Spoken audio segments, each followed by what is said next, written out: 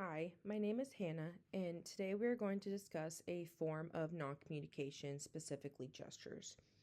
We use gestures every day to express what we are saying without verbally speaking to another person.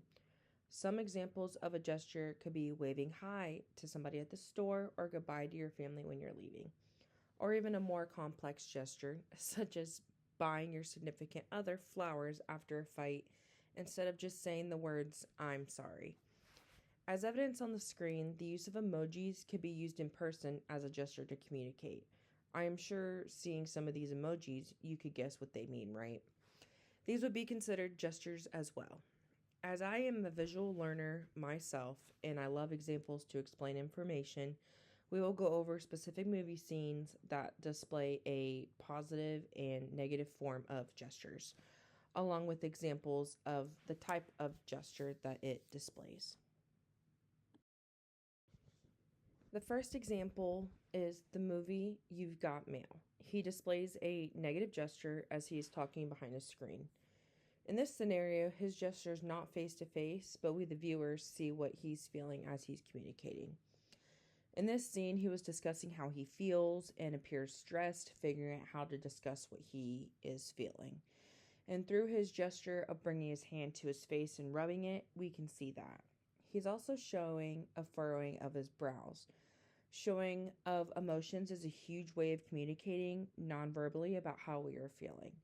If we were to be face to face with him during this gesture, we would pick up on what he was feeling as he was doing these actions. This is a form of an illustration gesture. This would be considered a negative gesture as it is showing a negative feeling on what he's communicating. These physical cues show us how a person is feeling without words, a simple gesture.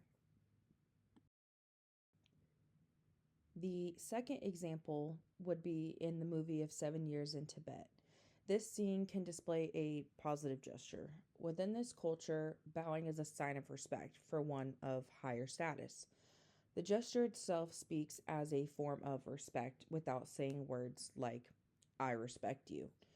Another example within the scene displayed was the Dalai Lama touching the head of the person appearing before them bowing. A gesture of approval. This is an example of an emblem gesture.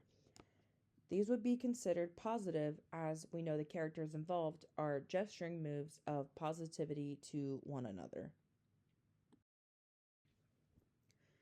There are many ways to communicate with one another, and a gesture is just one way of to express communication non-verbally. Gestures can act in ways to explain words that can't be expressed or in addition to words.